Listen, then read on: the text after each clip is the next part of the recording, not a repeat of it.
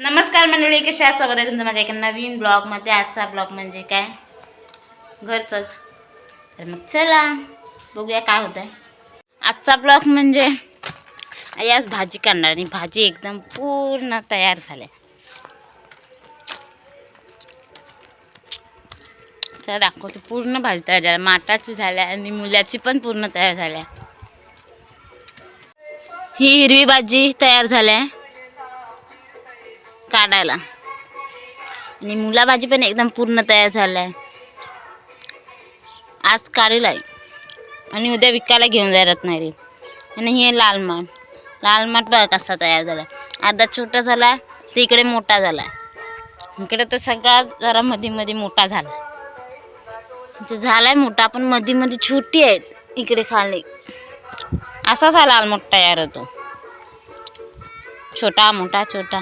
पण मुलाची भाजी मस्त तयार झाल्या. हिरवी भाजी पण तयार झाल्या चांगली. मुला भाजी आणि लाल माठ एकदम तयार झाला आणि आज काढायचा आणि आई उद्या रत्नागिरीत मग घेऊन जाईल विकायला. आता कलबांना फवारणीची तयारी सुरू झाली आहे. तर मग काल फवारणी करायला माणसं आली होती. आमची कलबं दिलेली आहेत ना दुसऱ्यांना, त्यासाठी फवारणी करायला आली. तर हे फवारणी करत होते.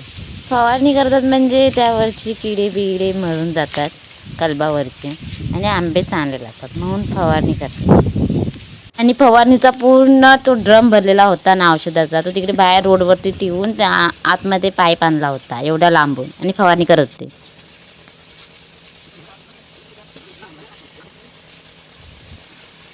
ही माझ्या 4 नंबर बहिणीची मुलगी आणि ती मुलांची प्रेझेंटी लावते. तिची ॲक्टिंग ना अशी नेहमी चालूच असते.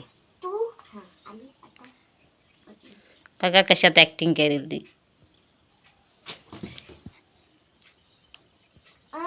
नाही इथे उभी राहा आणि वाचन करायला घे. काय चाललंय तुझं?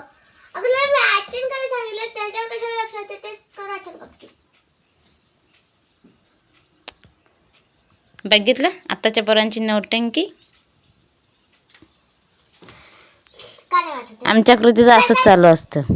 एकसारखी नाटक कंपनी चालू आणि तेवढा डान्स, बस अशीच नौटंकी चालू असते.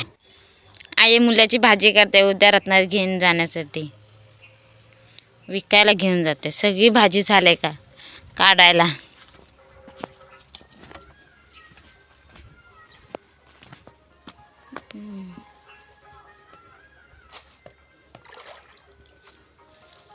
उद्या भाजी घेऊन जाण्यासाठी एवढी काढलं नाही भाजी. ही लाल माठ काढलं नाही,